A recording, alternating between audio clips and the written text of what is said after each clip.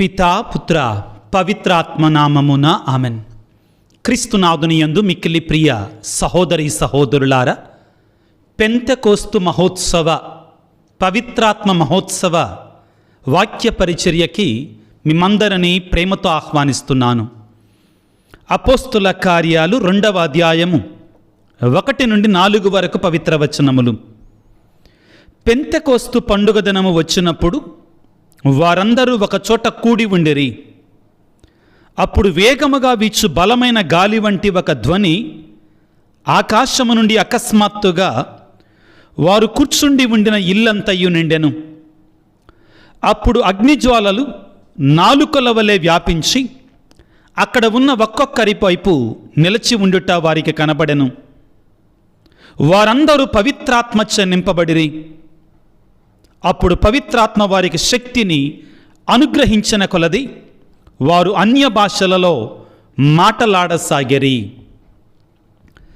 క్రీస్తునాథుని యందు మిక్కిలి ప్రియ సహోదరి సహోదరులారా, మున్ముందుగా పెంతెకోస్తు పవిత్రాత్మ మహోత్సవము నాడు మీకందరికీ ఈ మహోత్సవ శుభాకాంక్షలు తెలియచేస్తూ ఉన్నాను. ఈ పవిత్రాత్మ మహోత్సవానికి మరొక పేరు కూడా ఉంది. ఏమిటి అది అంటే శ్రీ సభ, సంఘము జన్మించిన రోజు అని కూడా అంటారు.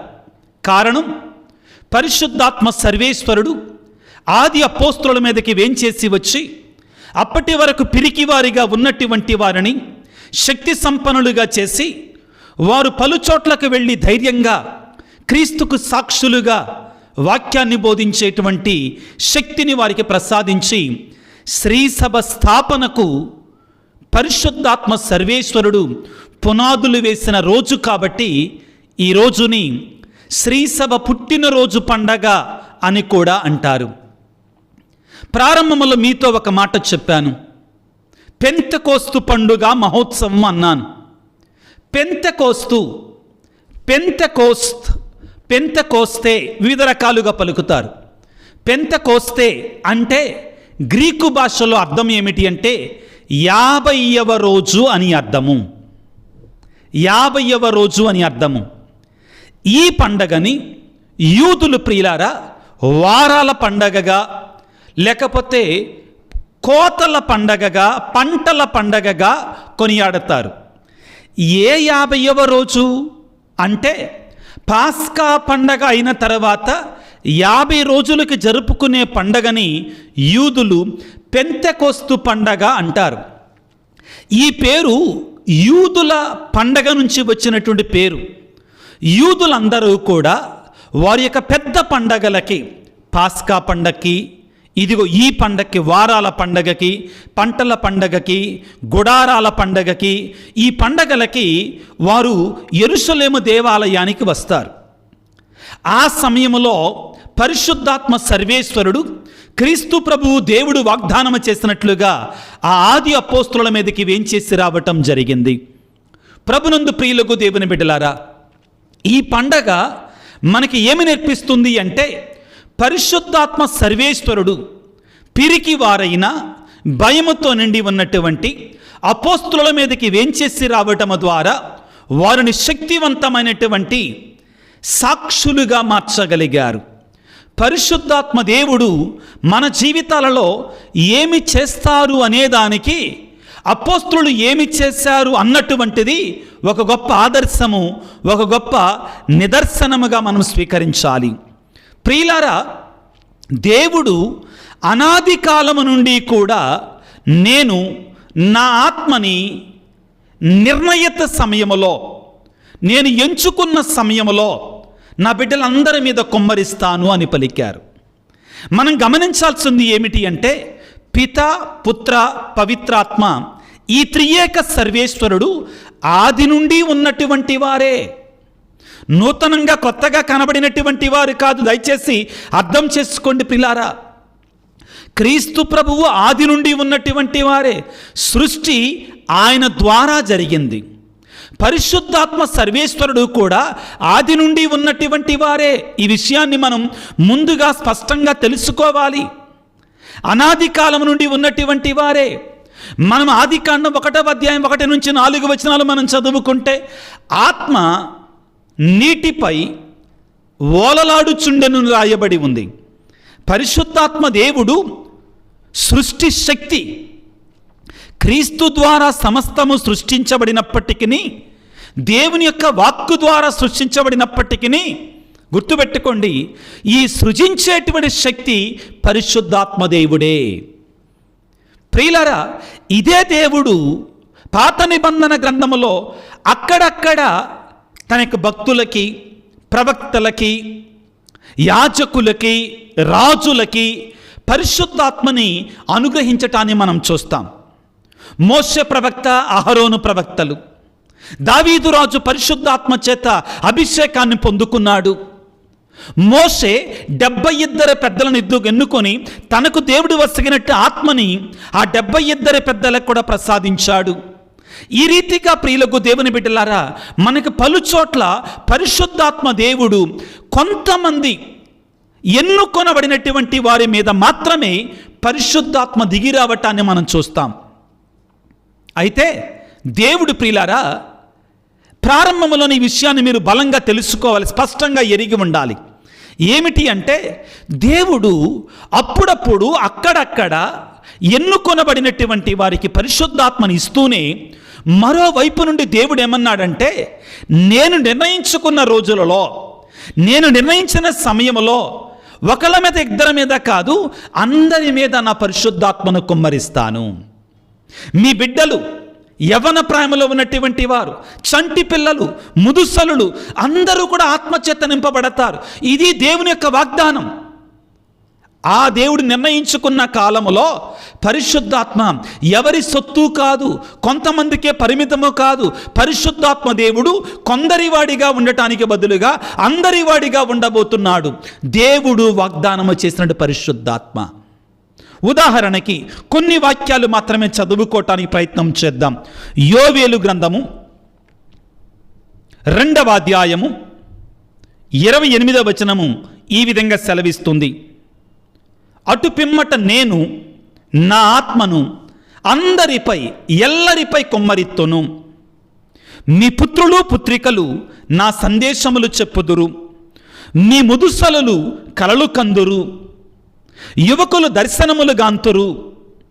ఆ కాలమున నేను సేవకులకు స్త్రీ పురుషుల మీదను నా ఆత్మను కుమ్మరింతును.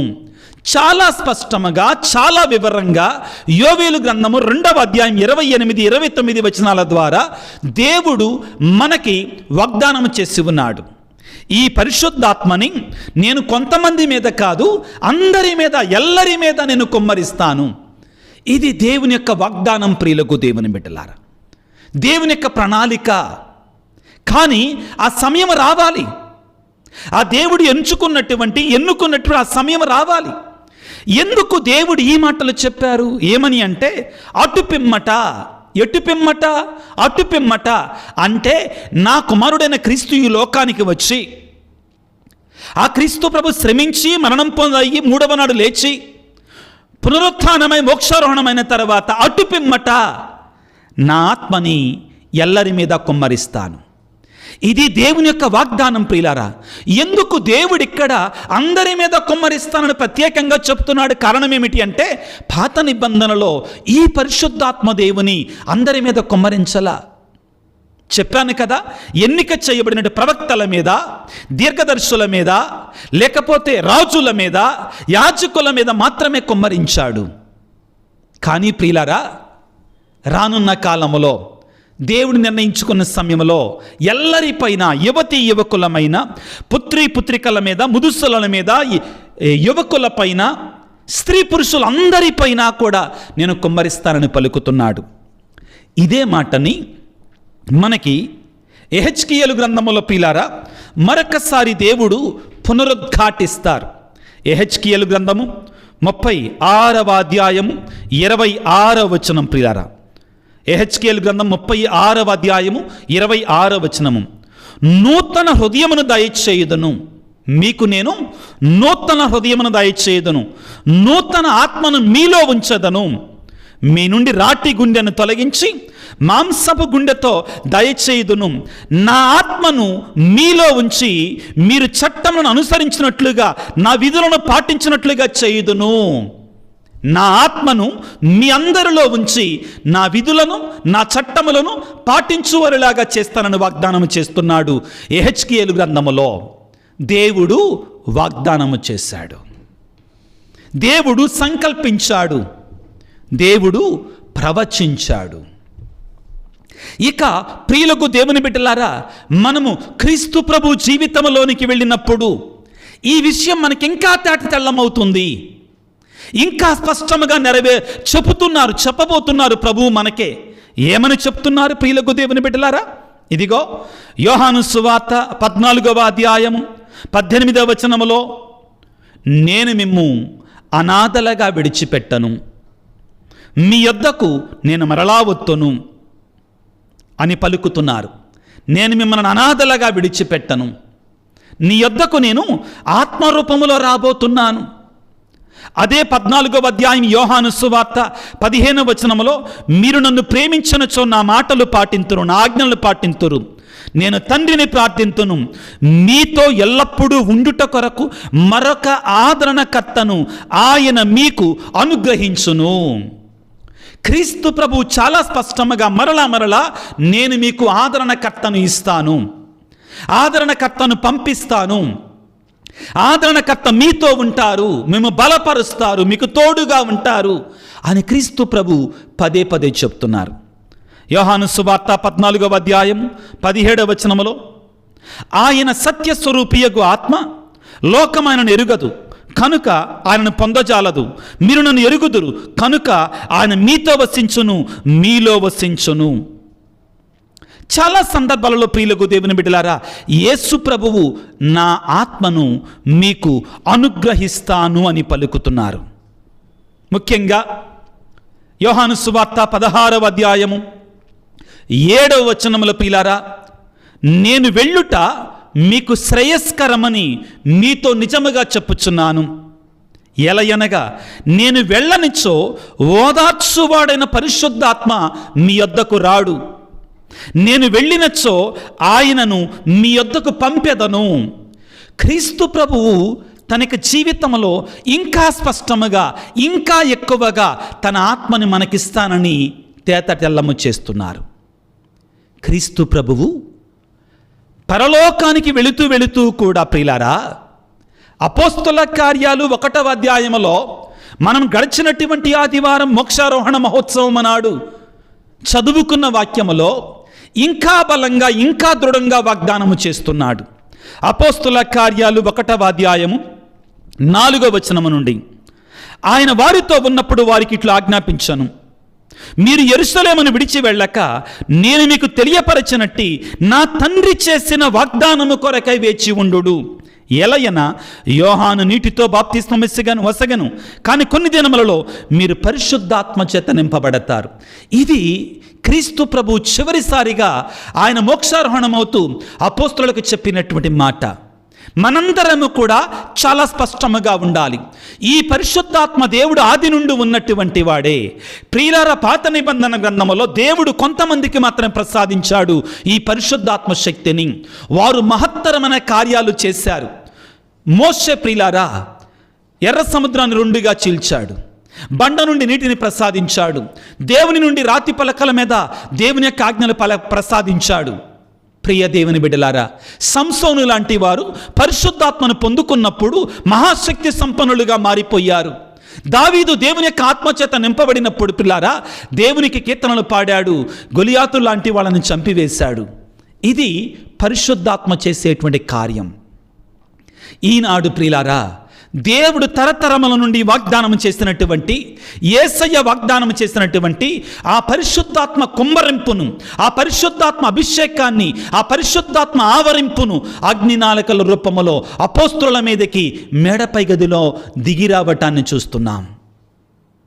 ప్రియులారా, పరిశుద్ధాత్మ సర్వేశ్వరుడు మన మీదకి వేంచేసి వచ్చినప్పుడు ఏం జరుగుతుంది, ఏం జరగబోతుంది అంటే, ప్రియులారా, బలహీనులుగా ఉన్న మనం దేవుని శక్తి చేత నింపబడి యెహెజ్కేలు గ్రంథము 36వ అధ్యాయములో మనం చదువుకున్నట్లుగా ఏమవుతుంది? మన ఆత్మ కాదు ఇంకా పనిచేసేది, దేవుని యొక్క ఆత్మ పనిచేస్తుంది. మన ఆత్మకు బదులుగా పరిశుద్ధాత్మ మనలో ఉండి మనం నడిపిస్తుంది. పిరికి వారిని ధైర్యవంతులుగా చేస్తుంది, పనికిరాని వారిని శక్తి స్వరూపులుగా మారుస్తుంది, భయపడుతున్నటువంటి వారిని సాక్షులుగా మారుస్తుంది. పరిశుద్ధాత్మ మనలోనికి వేంచేసి వచ్చినప్పుడు మనము కాదు ఉండేది, ఆ పరిశుద్ధాత్మ దేవుడే, ఆ దేవుని యొక్క ఆత్మ మనలో ఉంటుంది. యెహెజ్కేలు గ్రంథము 36వ అధ్యాయము 26వ వచనంలో దేవుడు అంటున్నాడు, మీకు నూతన హృదయమును దయచేయుదును, నూతన ఆత్మను మీలో ఉంచెదను, మీ నుండి రాతి గుండెను తొలగించి మీకు మాంసపు గుండెను దయచేయుదును, నా ఆత్మను మీలో ఉంచి, ఎవరి ఆత్మ అంటండి? దేవుని ఆత్మ.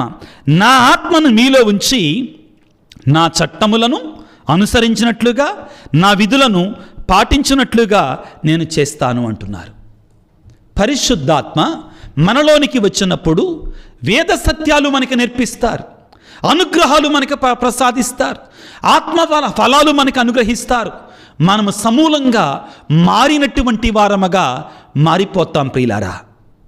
ఈ సందర్భంగా మీకందరికీ ఒక సైంటిఫిక్ విషయాన్ని తెలియచేయాలి, ఒక శాస్త్రీయమైనటువంటి సత్యాన్ని తెలియజేయాలి. మీకందరికీ బొగ్గు తెలుసు, నల్లగా ఉంటుంది, మసిబారి ఉంటుంది, దాన్ని ఎవరం కూడా ఇష్టపడం దాని దగ్గరికి వెళ్ళటానికి. పొరపాటున దాని దగ్గరికి వెళితే అది మన బట్టలను పాడు చేస్తుంది, మన ఆకారాన్ని మార్చివేస్తుంది, నల్లగా మారుస్తుంది. ఎవరం కూడా ఇష్టపడం. మరోవైపున డైమండ్, వజ్రం అన్నిటికంటే విలువైనది. కొన్నిసార్లు చిన్న వజ్రము కూడా కొన్ని కోట్ల రూపాయల విలువ చేస్తుంది. కానీ ఈ రోజున మనం ప్రశ్నించుకోవాలి, ఈ వజ్రాలు ప్రపంచంలో శ్రేష్టమైనటువంటి అతి విలువైనటువంటి వజ్రాలు ఎక్కడి నుంచి వస్తాయో తెలుసా? బొగ్గులో నుంచే వస్తాయి. బొగ్గులో నుంచే వస్తాయి. బొగ్గుకి, వజ్రానికి దాని లోపల ఉండేటువంటి ఆ సారం అనేటువంటిది 99% సేమ్, ఒకటే. అదేంటండి అలాగంటారు అనుకుంటున్నారా? ఇది సత్యం. ప్రియులకు దేవుని బిడ్డలారా, బొగ్గు అనేటువంటిది కొన్ని చోట్ల, కొన్ని ప్రదేశాలలో ఆ భూమిలో ఉన్నటువంటి పీడనానికి, ఒత్తిడికి గురి అవుతుంది, భయంకరమైన పీడనానికి గురి అవుతుంది. బొగ్గు గనుల్లో కొన్నిసార్లు వేడి, అగ్ని పుడుతుంది లోపల.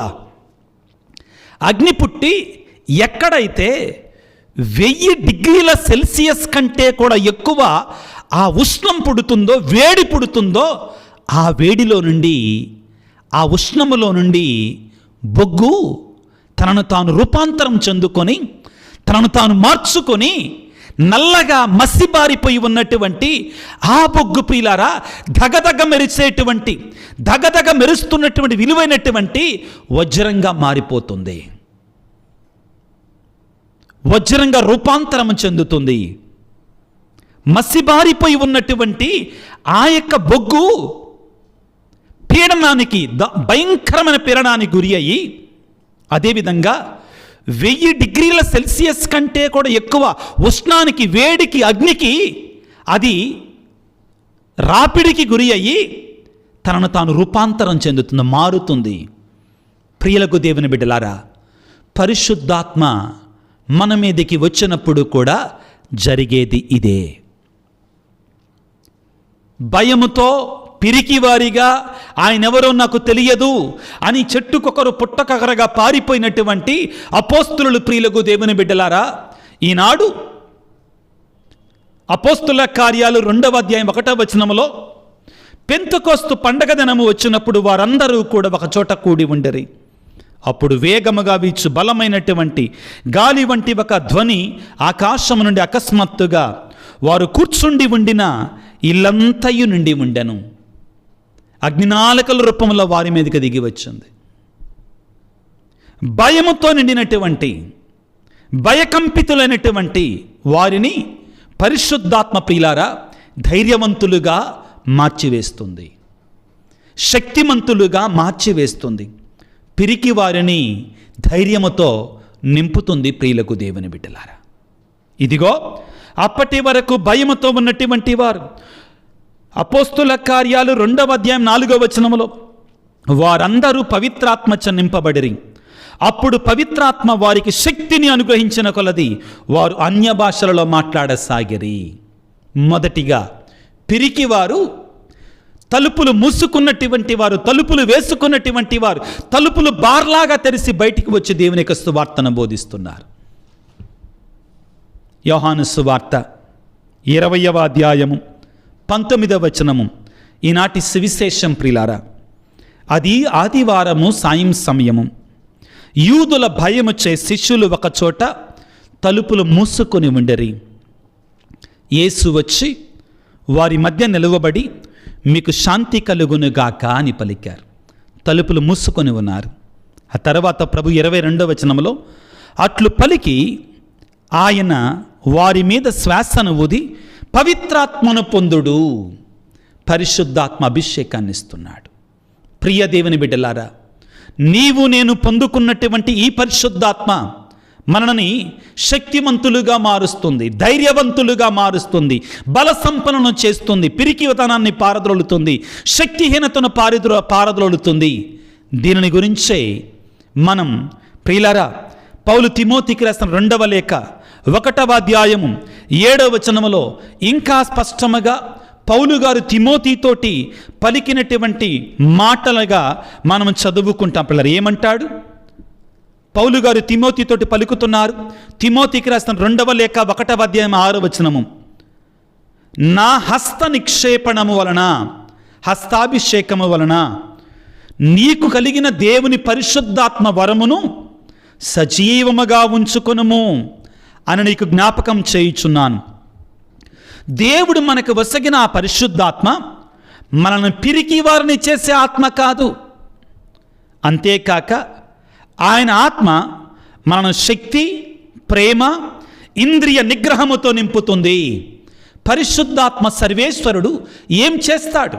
శక్తితో నింపుతాడు, ఇంద్రియ నిగ్రహాన్ని ఇస్తాడు, ప్రేమతో నింపుతాడు. పరిశుద్ధాత్మ మనలో చేసేటువంటి కార్యాలు ఇవి ప్రియులకు దేవుని బిడ్డలారా. ఇదిగో రోమాపత్రిక 8వ అధ్యాయము 15వ వచనము కూడా ఇదే సత్యాన్ని మనకు తెలియజేస్తుంది ప్రియులారా. రోమీయులకు రాసిన లేఖ 8వ అధ్యాయము 15వ వచనం ఈ విధంగా తెలియజేస్తుంది, దేవుని నుండి మీరు స్వీకరించినది మేము భయకంపితులను చేయు బానిసత్వపు ఆత్మ కాదు. భయపెట్టేది ఏంటండి? సాతాను ఆత్మ. చాలామంది అడుగుతుంటారు ఫోన్ చేసి, ఫాదర్ గారండి నాకు భయం వేస్తుందండి. ఈరోజు కూడా ఒక తల్లి వైజాగ్ నుంచి ఫోన్ చేసి, అయ్యా నాకు భయం వేస్తుంది, నా కోసం ప్రార్థన చెయ్యయ్యా, నాకు తెలియనటువంటి భయం అయ్యా. ఎవరు భయపెట్టే? సాతాను ఆత్మ. నీలో ఉన్న దేవుని ఆత్మ నేను ధైర్యముతో నింపాలి, నీకు శక్తినివ్వాలి, నేను సాక్షిగా మార్చాలి, నీ సమస్యల నుండి బయటికి తీసుకొని వస్తాడు పరిశుద్ధాత్మ దేవుడు. రోమాపత్రిక 8వ అధ్యాయం 15వ వచనం, దేవుని నుండి మీరు పొందినటువంటి ఆత్మ మేము భయకంపితులను చేయు బానిసత్వపు ఆత్మ కాదు, మీకు దత్తపుత్రత్వమును వసగు ఆత్మను మీరు పొంది ఉన్నారు కదా. ప్రియ దేవుని బిడ్డ, గుర్తుపెట్టుకో, నీవు దేవుని ఆత్మను పొందుకున్నటువంటి బిడ్డవే. భయపడవలసిన అవసరం లేదో. ఆత్మీయంగా మొదటిగా సైతానుకు భయపడవలసిన అవసరం లేదో. ఈ దేవుని యొక్క ఆత్మ ముందు ఆ సాతాను ఆత్మ తోక పొడిచి పారిపోతాడు. ధైర్యవంతులుగా ఉండాలి, పిరికివారిగా ఉండకూడదు. మనం ఆత్మీయ విషయాలలో ముఖ్యంగా అయ్యో నాకు ఏదో అయిపోతుంది, నాకు ఇది జరిగిపోతుంది, నో, అవన్నీ నిన్నేం చేయలేవు. దేవుని యొక్క ఆత్మ నీకు తోడుగా ఉంటుంది. ఈనాడు పరిశుద్ధాత్మ ఆది అపోస్తుల మీదకి వచ్చినప్పుడు ఎలా ఉందో తెలుసు అక్కడ పరిస్థితి. అప్పుడు వేగముగా వీచు బలమైనటువంటి గాలి వంటి ధ్వని ఆకాశము నుండి అకస్మాత్తుగా వారిని నిలుచుండి వండినటువంటి వారు ఉండినట్టు ఇల్లంతయు నిండెను. అప్పుడు అగ్నిజ్వాలకుల 4 లోపంలో అక్కడ ఒక్కొక్కరిపై ఒక శక్తి, ఒక మహిమ వారి మీదకి దిగి వస్తుంది.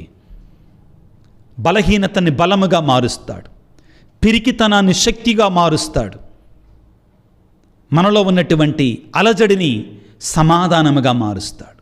ఇది పరిశుద్ధాత్మ దేవుడు మనలో చేసేటువంటిది. ఆత్మవరాలతో నింపుతాడు. రెండవది అతి ముఖ్యమైనటువంటిది ప్రియులారా, పరిశుద్ధాత్మ దేవుడు విభజన తీసివేసి ఐక్యతతో నింపుతాడు. పరిశుద్ధాత్మ దేవుడు విభజన తీసివేసి ఒకటిగా చేస్తాడు. ఆయన విభజించే దేవుడు కాడు, ఆయన కలిపేటువంటి దేవుడు, కుటుంబాలను కలిపే దేవుడు. ఎక్కడైతే దేవుని యొక్క ఆత్మ ఉంటుందో అక్కడ ఐక్యత ఉంటుంది, విభజన ఉండదు. ఎక్కడైతే దేవుని యొక్క ఆత్మ ఉంటుందో అక్కడ సహోదర ప్రేమ ఉంటుంది, ఐక్యత ఉంటుంది, ఒకరి మధ్యలో ఒకరికి సఖ్యత ఉంటుంది. ఈనాడు పరిశుద్ధాత్మ దేవుడు అపోస్తలుల మీదకి వచ్చినప్పుడు వాళ్ళు వాళ్ళ ఒక్క భాషలో మాట్లాడితే ఆ సందేశం అక్కడ ఉన్న వారందరికీ అర్థమవుతుందండి. అక్కడ ఉన్న వారందరికీ కూడా అర్థమైపోయింది. ఏమిటి, ఎక్కడి నుంచి వచ్చింది శక్తి? వాక్యాన్ని చదువుకుంటే అపోస్తలుల కార్యాలు 2వ అధ్యాయము, వారు మాట్లాడుతూ ఉండగా ఫార్తియా, మాదియా, ఏలాము, మెస్సపటోమియా, యూదియా, కపదోకియా, పొంతు, ఆసియా, ఫ్రిగియా, పంపీలియా, ఐగుప్తు, సిరేన దగ్గర లిబియా ప్రాంతం నుండి వచ్చిన మనము, రోము నుండి వచ్చిన వారు, యూదులు, యూదమతమును ప్రవేశించిన వారు, క్రేతీయులు, అరబ్బులు మున్నగు మనమందరము దేవుడు చేసిన గొప్ప కార్యములను గూర్చి వీరు చెప్పుచుండగా మన సొంత భాషలలో వించుంటమే. ఐక్యపరచే ఆత్మ. దేవుని ఆత్మ విభజించదండి, దేవుని యొక్క ఆత్మ విడదీయదండి. దేవుని యొక్క ఆత్మ ఐక్యపరచే ఆత్మ. ఒకవేళ ఎక్కడైనా కానీ సంఘములో విభజిస్తున్నారు అంటే సాతాను క్రియాదిని గుర్తుపెట్టుకోవాలి మనం. దేవుని యొక్క ఆత్మ ఐక్యపరిచేటువంటి ఆత్మ, సాతానును విడదీసేటువంటి ఆత్మ. మూడవది అతి ముఖ్యమైనటువంటిది ప్రియులారా, ఏమిటి అంటే పరిశుద్ధాత్మ మనల్ని దేవునికి సైనికులుగా, సాక్షులుగా మారుస్తుంది. భద్రమైన అభ్యంగనం, పవిత్రాత్మ ధృవీకరణ సాంఖ్యం ఎందుకు స్వీకరించాలి? పవిత్రాత్మ సర్వేశ్వరుడు మనల్ని దేవుని యొక్క సాక్షులుగా, సైనికులుగా మారుస్తాడు. ఇదిగో అపోస్తలుల కార్యాలు 1వ అధ్యాయం 8వ వచనములో యేసు ప్రభు మోక్షారోహణముతో పలికిన మాటలు, అయినను పవిత్రాత్మ మీపైకి వచ్చినప్పుడు మీరు శక్తిని పొందుదురు. ఎందుకు శక్తి? కనుక మీరు యెరూషలేములోను, యూదియా, సమరియా సీమలన్నంతటను భూదిగంతముల వరకును నాకు సాక్షులై ఉంటారు. పిరికి వారిని గొప్ప సాక్షులుగా మారుస్తాడు. పరిశుద్ధాత్మ దేవుడు తన శక్తితో మనల్ని నింపుతాడు. ప్రియ దేవుని బిడ్డ, నీవొకవేళ భయముతో ఉంటున్నావా? సాక్ష్యం పలకలేకపోతున్నావా? ప్రార్థన చేయలేకపోతున్నావా? బలహీనతగా ఉంటున్నావా? నిన్ను సాక్షిగా మార్చుకోవాలంటే పరిశుద్ధాత్మ దేవుడు నీలోనికి వేం చేస్తే రావాలి. ఈరోజు జరుగుతున్నదే. భయముతో ఉన్న అపోస్తలులు, భయముతో తలుపులు మూసుకున్న అపోస్తలులు ఒక్కసారి పరిశుద్ధాత్మను పొందుకున్న తర్వాత బాహాటముగా, ధైర్యముగా దేవుని యొక్క సువార్తను బోధించారు. పేతురు గారు, పిరికివాడైన పేతురు గారు ఒక్క ప్రసంగాన్ని చేస్తే, ప్రియులకు దేవుని బిడ్డలారా, ఇదిగో వాక్యాన్ని చదువుకుందాం. అదే అపోస్తలుల కార్యాలు, అదే 2వ అధ్యాయం, అదే 41వ వచనం. అతని ప్రబోధమును, అతని ప్రసంగమును, అతని వాక్య పరిచరణ విని విశ్వసించిన వారిలో అనేకులు జ్ఞానస్నానం పొందిరి. ఆ దినమున రమారమి 3000 మంది జ్ఞానస్నానం పొందారు ఒక్క ప్రసంగానికి. అది పరిశుద్ధాత్మ శక్తి ప్రియులారా, అది పరిశుద్ధాత్మ మహిమ. మనకి చేత కాదు, మనం బలహీనులం. విజయరాజు బలహీనుడు. పరిశుద్ధాత్మ దేవుని కృప, ఆయన దయ, ఆయన శక్తి, ఆయన బలం, ఆయనకి మహిమ వెల్లడి అవుతుంది. ఆయనకే. నీవు నేను కూడా ఈ పరిశుద్ధాత్మ వరము కొరకై వేడుకోవాలి. మత్తయి శుభవార్త 28వ అధ్యాయము 19 నుండి 20 వచనాలు చదివితే, మీరు సమస్త జాతులకు వెళ్ళి నా సువార్తను బోధించండి, భూదిగంతముల వరకు వెళ్ళి నా సువార్తను బోధించండి, నేను మీకు తోడుగా ఉంటాను. ప్రియులారా, ఈనాడు మనందరము కూడా ఈ గొప్ప మహోత్సవాన్ని కొనియాడుకుంటుండగా నేను గడిచినటువంటి 4-5 రోజుల నుంచి కూడా మిమ్మల్ని సిద్ధపరుస్తున్నాను. పరిశుద్ధాత్మ గురించి బోధిస్తూ వచ్చాను. రానున్నటువంటి మరొక 4-5 రోజులు కూడా ఈ పవిత్రాత్మకు సంబంధించిన వాక్య పరిచర్యలు మీ ముందుంచబోతున్నాను. చాలా చాలా ముఖ్యమైనటువంటి సందేశాలు ప్రియులారా, దయచేసి మీరు ఆలకించండి, 10 మందికి పంపించండి. పవిత్రాత్మను గురించి, పవిత్రాత్మ శక్తిని గురించి, పవిత్రాత్మ మనకు ఒసగేటువంటి వరాలను గురించి, అనుగ్రహాలను గురించి మనం తెలుసుకోవాలి. మనం రూపాంతరం చెందాలి, నూతనీకరణ పొందుకోవాలి. ఆ పవిత్రాత్మ మనలో ఉంటే ఎటువంటి ఆశ్చర్యకరమైన అద్భుతమైన కార్యాలు చేస్తాడో మనం తెలుసుకోవాలి. ఆ పరిశుద్ధాత్మ శక్తి కోసం మనందరం ప్రార్థన చేసుకోవాలి. ఏ రీతిగానైతే ఆది అపోస్తులను శక్తి స్వరూపులుగా మార్చాడు, సాక్షులుగా మార్చాడు, ధైర్యవంతులుగా మార్చాడు, అదేవిధంగా నిన్ను, నన్ను, నీ కుటుంబాన్ని, నీకున్న సమస్తాన్ని కూడా దేవుని యొక్క ఆత్మతోటి నింపి ఆత్మవరాలతో అభిషేకం చేయమని, ఆశీర్వదించమని తలలు వంచి ప్రార్థన చేసుకుందాం. సర్వశక్తిమంతుడా, సర్వోన్నతుడా, ఓ ప్రియ పరలోకపు తండ్రి, అనాది కాలం నుండి నువ్వు వాగ్దానం చేస్తూనే ఉన్నావు. నా ఆత్మను ఎల్లరిపై కుమ్మరింపచేస్తాను. మీ ముదుసలు ఇదిగో దర్శనాలు పొందుకుంటారు, మీ యవ్వన ప్రాయములో ఉన్నటువంటి వారు ప్రవచనాలు పలుకుతారని పలికావు. యేసయ్యా, నువ్వు వాగ్దానం చేసి ఉన్నావు. ఆదరణకర్త అయినటువంటి పరిశుద్ధాత్మను మీకు అనుగ్రహిస్తానని పలికి ఈనాడు అనుగ్రహిస్తున్నావు. మీకు స్తోత్రాలు, వందనాలు. ఈనాడు ప్రత్యేకంగా శ్రీ సభని నీ ఆత్మశక్తితో నింపినటువంటి యేసయ్య, మమ్మందరిని, మా గురువులని, మా పాపుగారిని, మా బిషప్ గారిని, మా ఉపదేశులని, మాలో ఉన్నటువంటి అందరి బిడ్డలను కూడా ప్రభువా నీ ఆత్మశక్తి చేత నింపండి, అభిషేకము చెయ్యండి, ఆశీర్వదించండి. ప్రభువా మాలో ఉన్న పిరికితనాన్ని తీసివేయండి, నీ కొరకై సాక్షులుగా ఉండే కృపను దయచేయండి. ఎంతోమంది బిడ్డలు తండ్రి భయముతో గడగడలాడిపోతున్నారు. సాతానుడనేటువంటి వారు భయముతో నింపివేస్తున్నాడు. సాతానుడనేటి భయకంపితులను చేస్తున్నాడు. నీ ఆత్మతోటి నింపి ఆ సాతాను శక్తులను పారదలోనండి. ఈనాడు ప్రత్యేకంగా నీ బిడ్డలు ఎవరైతే అభద్రతాభావంతో ఉన్నారో వారందరి పని యొక్క ఆత్మవర్షాన్ని, నీ పరిశుద్ధాత్మ శక్తిని కుమ్మరింపచేసి నీ యొక్క ధైర్యముతో, ఆత్మఫలాలతో, ఆత్మవరాలతో నింపండి. ఓ పరిశుద్ధాత్మదేవా, ఓ శక్తి స్వరూపుడా, నీ కృపతో నింపు తండ్రి, నీ వరాలతో ఆశీర్వదించండి. ప్రత్యేకంగా ప్రభువా ఈనాడు అనారోగ్యముతో బాధపడుతున్న బిడ్డలను నీ పరిశుద్ధాత్మ శక్తితో నింపి స్వస్థపరచమని వేడుకొనుచున్నాము.